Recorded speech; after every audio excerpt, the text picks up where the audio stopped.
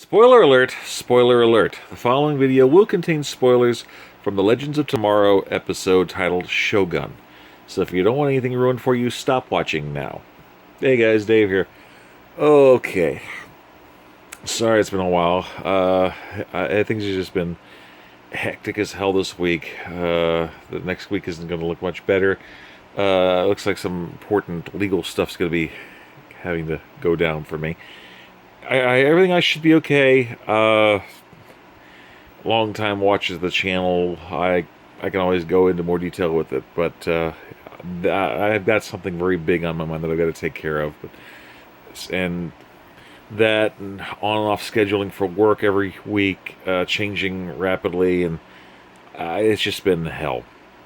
So I'm sorry I haven't been as regular for doing this as I normally would. Hopefully by the end of this week I can try getting back into a more regular schedule, but I know I'm going to be missing Arrow when it premieres this week, as well as Supergirl and Lucifer, so I'm going to have to watch that on demand. But just want to get something done before Legends comes out again. So we've got Steel learning about how to use his powers. We're finding out about what Ray did to the formula to get him to use his abilities. This all comes about from Vixen boarding the Wave Rider and going after Mick Roy, thinking that he killed Our Man. He gets his powers just in time to save people, and they start to talk and realize, hey, there are time travelers that the Wave Rider crew is going after, and they're trying to stop it. So it wasn't Mick. They're trying to find out who it is. So, meanwhile, they're testing Steel's abilities. During a little skirmish, he breaks open the hatch of the Wave Rider. He falls out into the time stream. Ray goes after him. They fall separated, fortunately in the same time zone. Nate gets rescued by the Yamashiro family, who are the precursors to the to Tatsuya Yamashiro from Katana, as well as the future bride of someone that is a vicious warlord who kills his brides.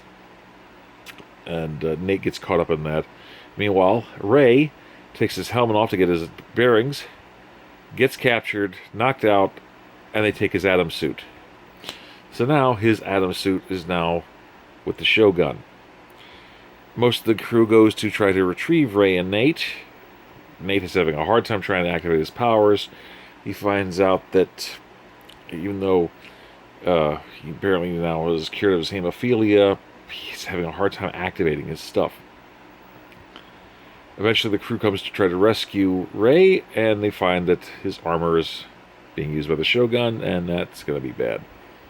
So, meanwhile, they're trying to train Ray's trying to train Nate to use his powers to destroy the suit.